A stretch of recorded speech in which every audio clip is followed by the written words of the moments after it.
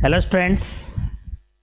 तो आज का अपना जो टॉपिक है वह है आवर्त बीजी पादपों में लैंगिक जनन, और इसके जो इम्पोर्टेंट क्वेश्चन है उनको आज अपन सोल्व करने वाले हैं।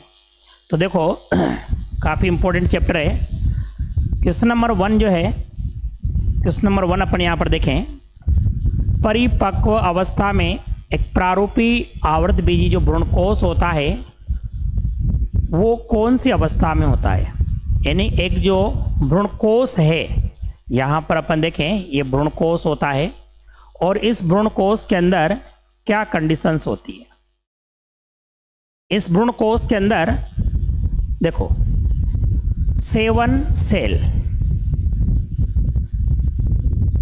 इनको तो हम बोलते हैं प्रतिव्यासांत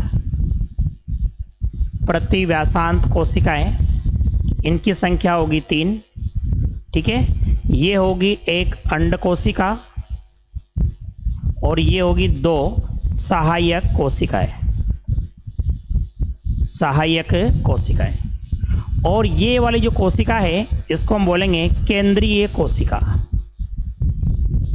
ये केंद्रीय कोशिका होगी और इस केंद्रीय कोशिका में ये 2 केंद्रक होते हैं। कितने केंद्रक होते हैं बच्चों? 2 केंद्रक होते हैं। तो टोटल केंद्रक कितने हो गए? 1 2 3 4 5 6 7 और 8, यानी 8 यहाँ पर केंद्रक है। और कोशिकाएं कितनी है? 1 2 3 4 5 6 और ये बीच वाली एक 7, तो 7 होगी यहाँ पर सेल। तो आंसर होगा बच्चों 8 केंद्रक और 7 कोशिकाएं। ये अपना इसका आंसर होगा। नेक्स्ट क्वेश्चन देखें। निम्नलिखित में से किन कुलों के युग में उनके कुछ सदस्यों में परागकणों की जीवन क्षमता उनके मुक्त होने के बाद महीनों तक बनी रहती है? तो बच्चों परागकणों की जीवन क्षमता की बात हो रही है। परागकणों का जो जीवन काल है कुछ महीनों तक कौन से पादपों के कुलों में बना हुआ रहता है? तो यहाँ पर देखो, एक तो रोजेसी कुल, एक लेग्यूमिनेसी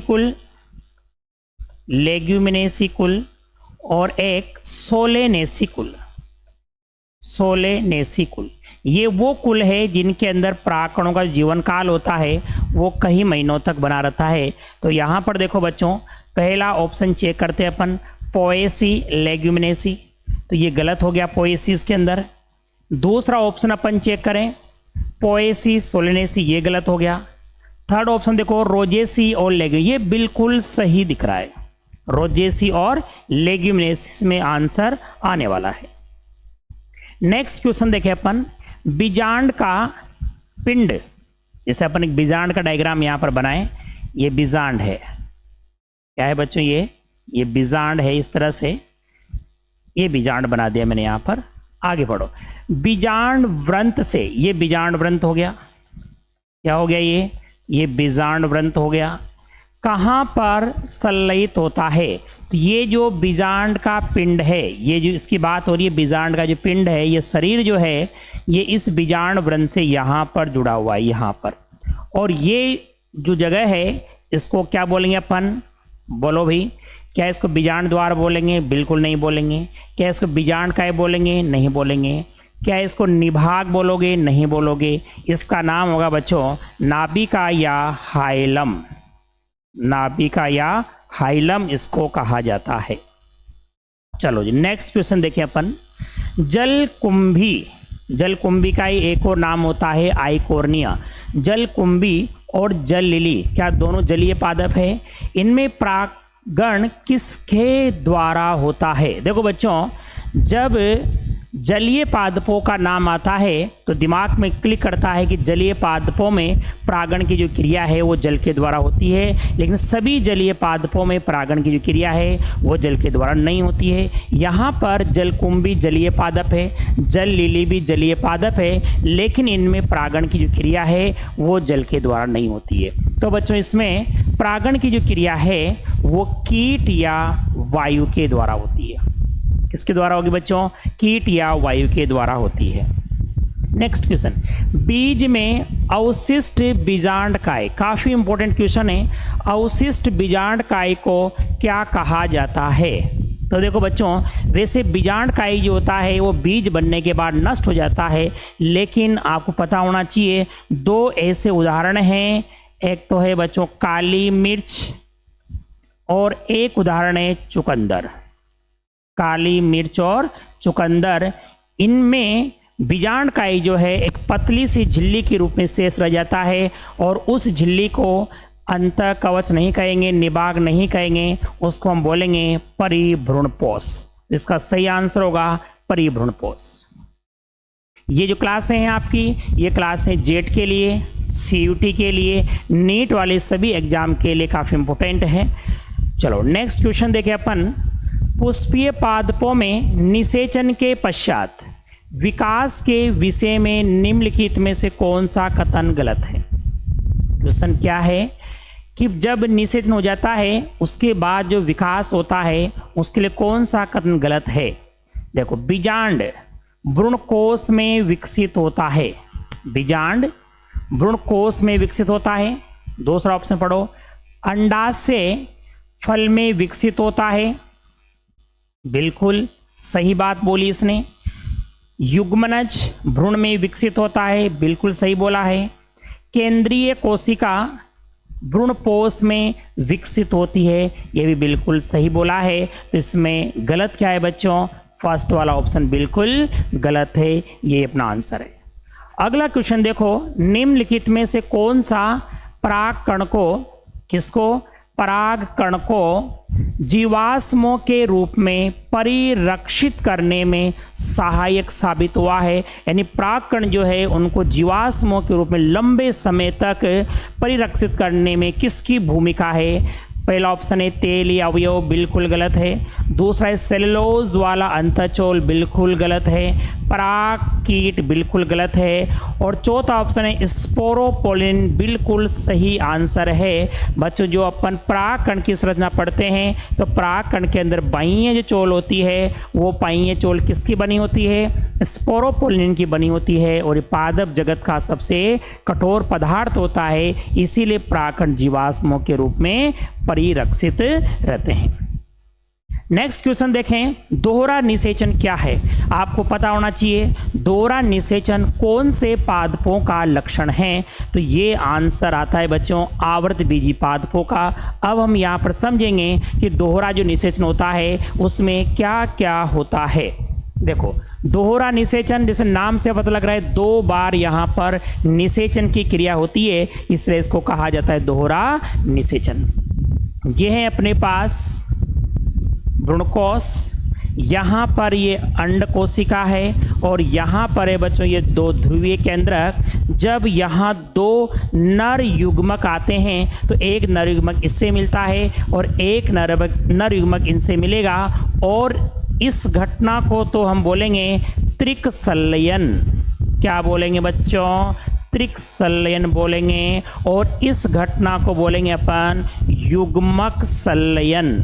क्या बोलेंगे बच्चों?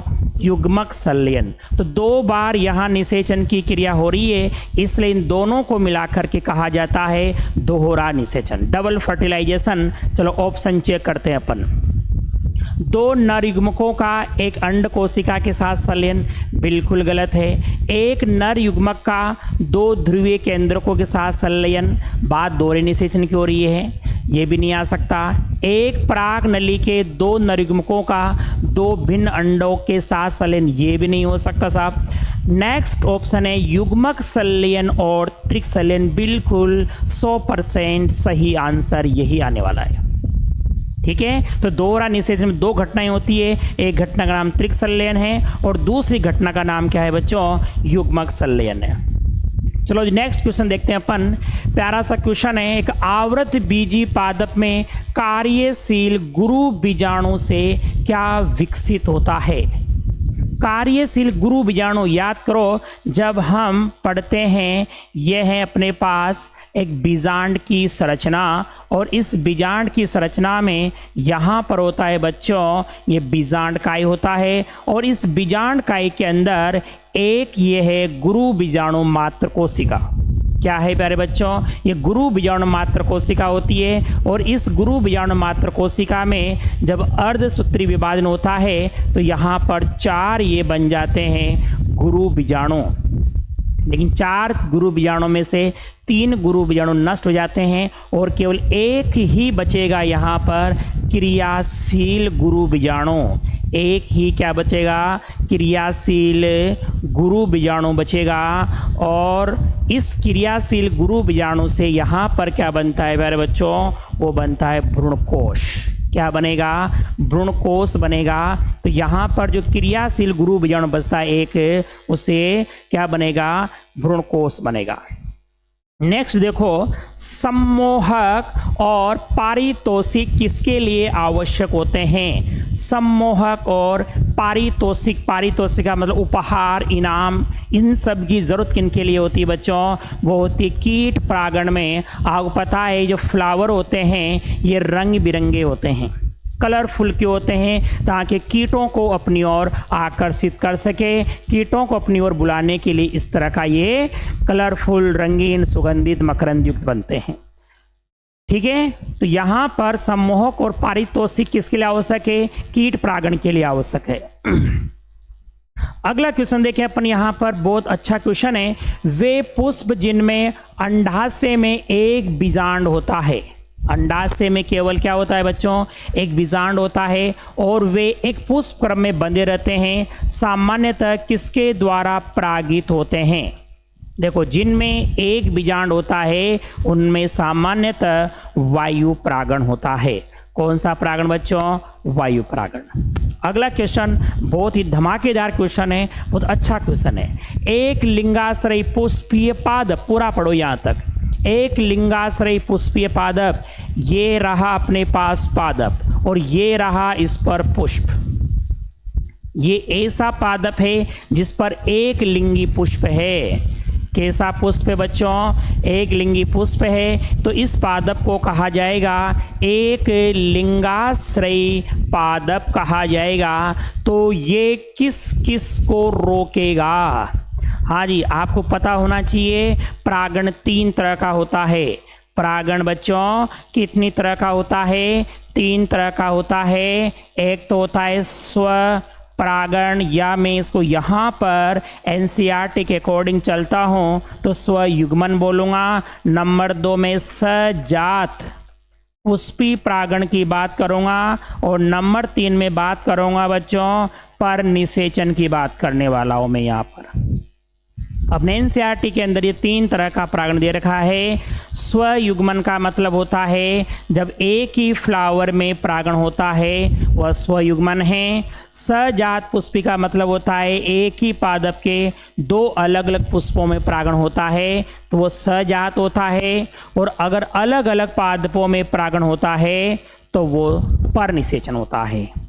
एक लिंगाश्रयी पादप है तो ये किन किन को रोकेगा, यहाँ न तो स्वयुग्मन होने देगा ये और न सजात पुष्पी होने देगा, इसलिए आंसर आएगा इसमें सेकंड। इंपॉर्टेंट क्वेश्चन है, समझने की कोशिश करना।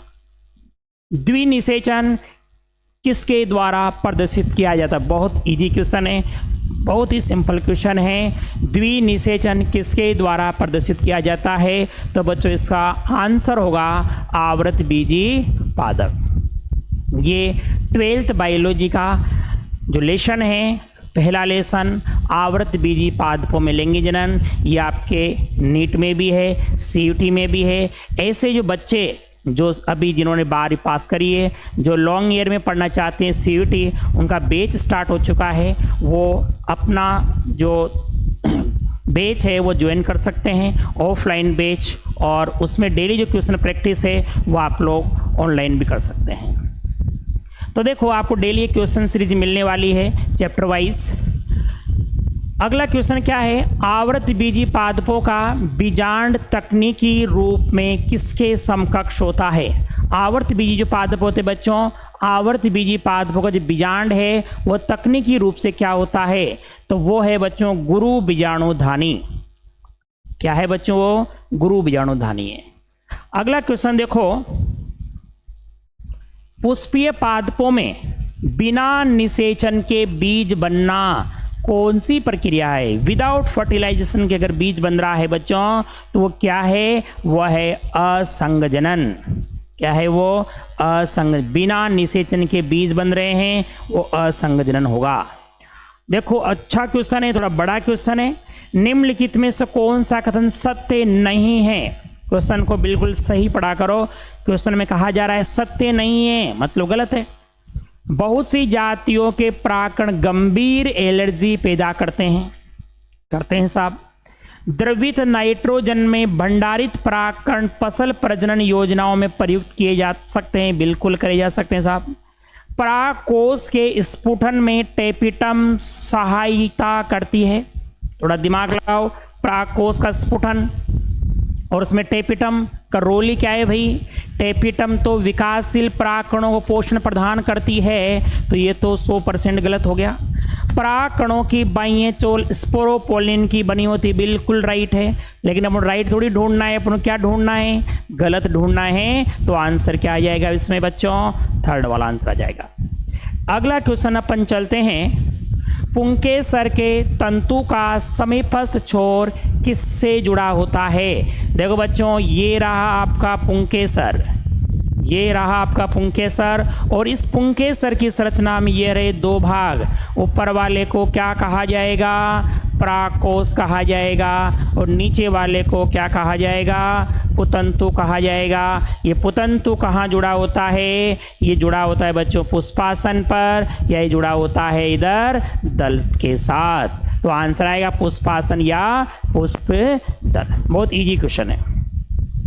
चलते हैं नेक्स्ट क्वेश्चन पर अपन। कच्चे नारियल में नारियल पानी क्या है? कच्चा नारियल, पक्का नारियल, दोनों नारियल ही है। लेकिन कच्चा नारियल वो नारियल है जिसके अंदर पानी निकलता है। क्या निकलता है बच्चों? पानी निकलता है। ये रहा अपना कच्चा नारियल, ये रहा इसमें पानी। तो ये पानी क्या है? ये पानी है बच्चों भ्रूणपोष, और वो भी कैसा भ्रूणपोष? केंद्रकीय भ्रूणपोष। पीने योग्य जो भाग है वो केंद्र के भ्रूणपोष होता है, स्वतंत्र केंद्र के भ्रूणपोष।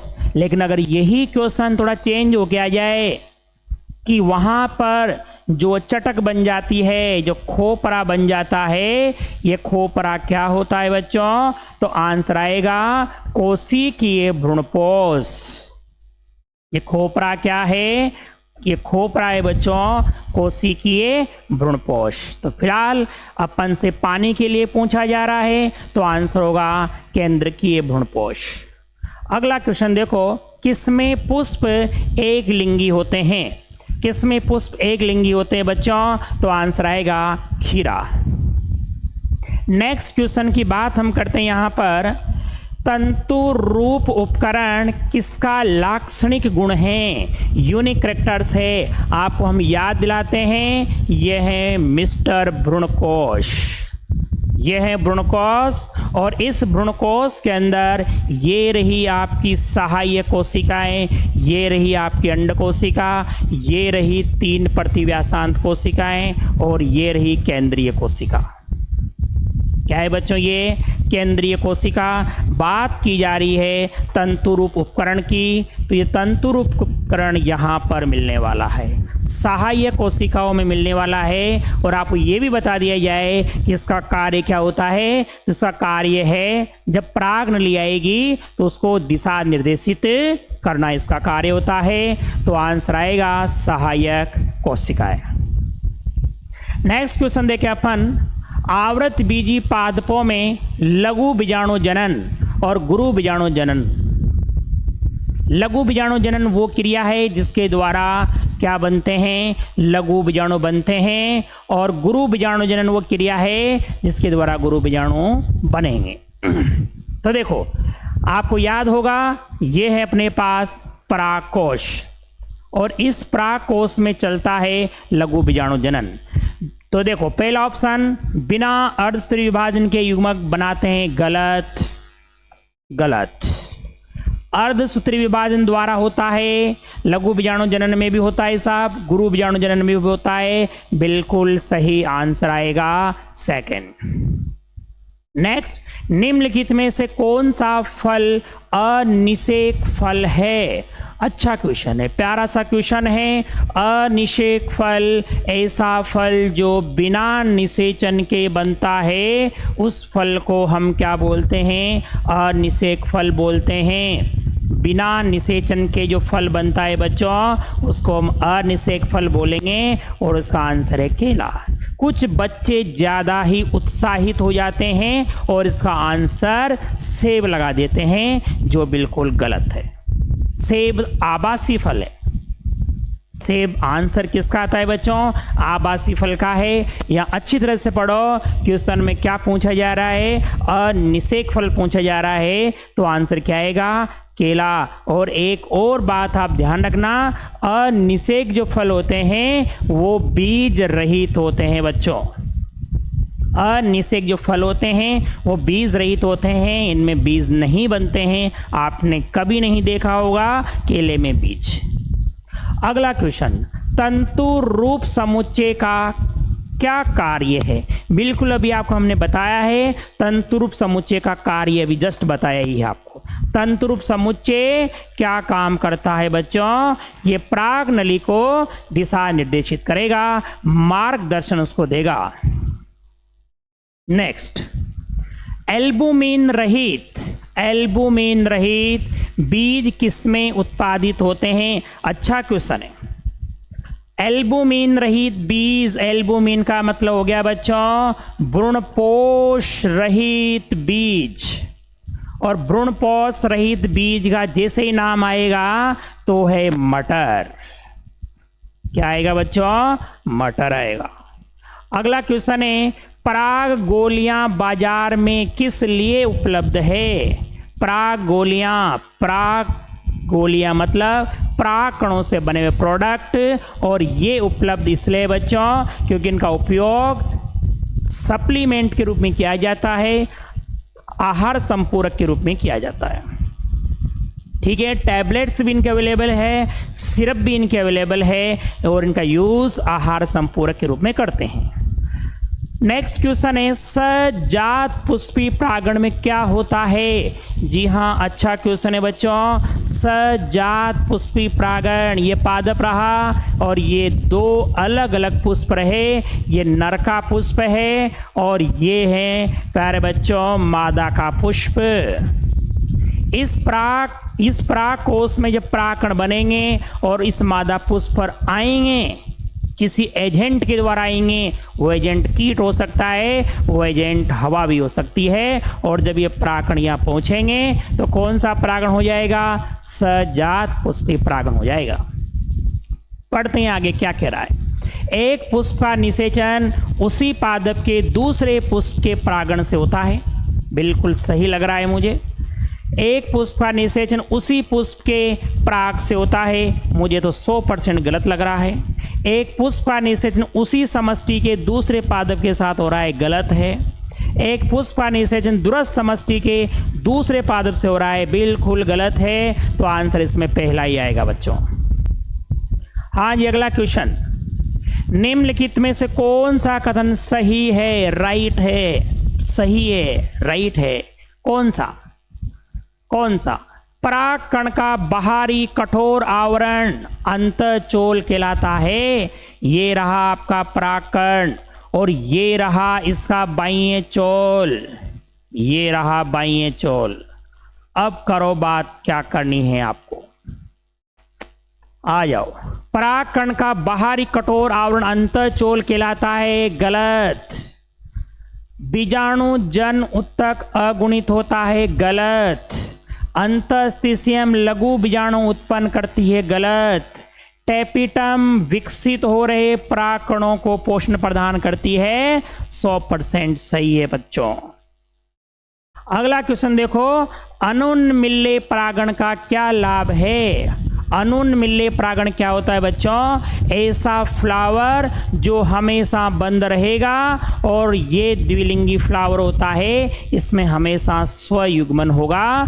तो क्या लाभ है? उच्चतर आनुवांशिक विविधता नहीं हो सकती, अधिक प्रबल संतान नहीं हो सकती, परागण कारकों पर निर्भरता नहीं। ये आंसर आएगा बच्चों। यहाँ पर ये जो पुंकेसरों के प्राकोष है और जो वर्तिकाग्र है ये बहुत नजदीक होते हैं, इसलिए यहाँ पर परागणकर्ता की जरूरत ही नहीं पड़ती है। तो आंसर आएगा थर्ड।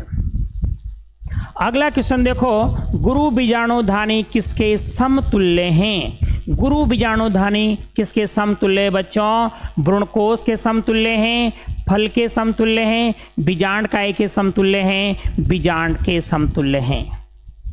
बताओ, यहां पर आंसर आएगा बच्चों बीजांड। गुरु बीजाणुधानी किसके समतुल्य हैं? बीजांड के समतुल्य हैं गुरु बीजाणुधानी। स्वयुग्मन तथा सजात पुष्पी परागण दोनों ही किस एक में नहीं होने दिए जाते हैं?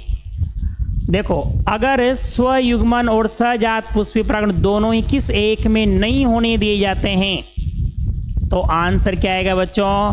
पपीता। क्योंकि पपीता एक ऐसा पादप है जो एक लिंगाश्रय पादप है, इसमें न तो स्वयुग्मन हो सकता न इसमें सजात पुष्पी परागण हो सकता, यहां पर निषेचन होता है।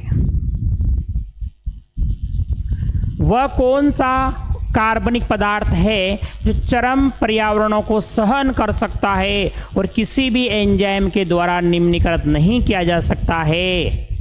कौन है भाई ऐसा?